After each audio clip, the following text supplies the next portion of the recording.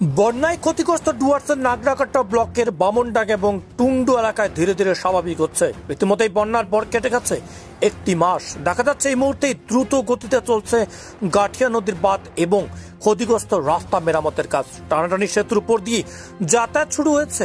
অনেকেই স্বাভাবিক ছন্দে ফিরে কাজে যোগদানও করেছেন, তবে এখনো ঘরবাড়ি হারিয়ে রীতিমতো দিশেহারা অনেকে। প্রশাসনের পক্ষ থেকে ত্রাণ শিবির খোলা রয়েছে, সেখানেই খাওয়া দাওয়া রাত্রিবাস করছেন বন্যায় ঘরবাড়ি হারানো মানুষরা। ইতিমধ্যে রাজ্য সরকারের ঘোষণা করেছে তাদের ঘরবাড়ি ভেঙে গেছে ক্ষতিগ্রস্ত এলাকায় তারা 1,20,000 টাকা করে পাবেন। সেই টাকাও খুব দ্রুত বন্যার্তদের হাতে পৌঁছে যাবে বলে আশা করা হচ্ছে। তবে ঘরবাড়ি হারিয়ে 1,20,000 টাকায় খুশি নয় বন্যার্তরা। তাদের কথায় এই টাকা দিয়ে ঘরবাড়ি কি হবে আদৌ? একটি পরিবারে 3-4 জন মানুষ থাকলে তারা কোথায় থাকবে, কোথায় রান্না করবে, কোথায় গরু ছাগল রাখবে? এই টাকা দিয়ে তো একটি ঘরও হবে না।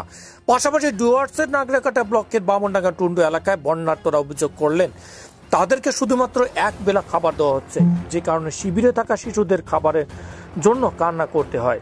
এ বিষয়ে জেলা পরিষদের সভাধিপতি কৃষ্ণা বর্মন কি বলেছেন আমরা একবার শুনে নেব তার কথা। দেখুন একবার সেই ছবি পাবলিক টিভি বাংলার পর্দায়।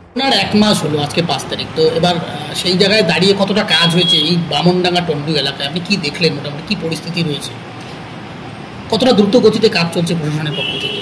প্রশাসনের পক্ষ থেকে আমাদের মাননীয় মুখ্যমন্ত্রী মমতা বন্দ্যোপাধ্যায় উনি নিজেই দুবার এসে দেখে গেছেন বন্যা পরিস্থিতি। তো এখানটায় যেটা বড় সমস্যা হচ্ছে টানাটানি ব্রিজ নিয়ে, সেটাও দ্রুত গতিতে কাজ হচ্ছে এবং বাঁধের সেগুলো কোনো রকম টেম্পোরারি করা হয়েছিল সেটাও যাতে মানে করা হয় আর কি, পার্মানেন্টলি ব্যবস্থা করা হয়, তারও ব্যবস্থা দ্রুত হবে।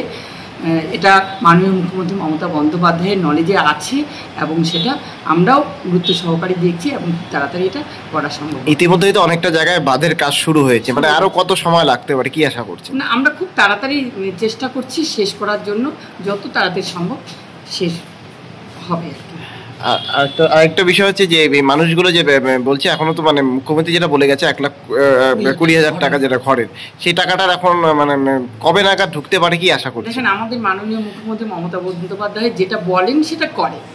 তো এই অবস্থায় যেহেতু উনি কথা দিয়ে গেছেন, এটা আমাদের প্রচেষ্টা চলছে। অতি শীঘ্র যারা পাওয়ার যোগ্য তারা পেয়ে যাবে, নিষ্কুটনি চলছে এবং নামের লিস্ট হচ্ছে। ওরা যত তাড়াতাড়ি প্রচেষ্টা চলছে ওরা পেয়ে যাবে। আরেকটি বিষয় যেটা অভিযোগ করছে বন্যা দুর্গতরা, তাদের রিলিফ ক্যাম্পগুলোতে একবেলা রাতের শুধু খাবার দেওয়া হচ্ছে, দিনের বেলাটা তাদের খাবারের যদি ব্যবস্থা করা হয় সেই দাবি জানাচ্ছে। তাহলে দেখছি, আমি কথা বলে দেখছি। ঠিক আছে।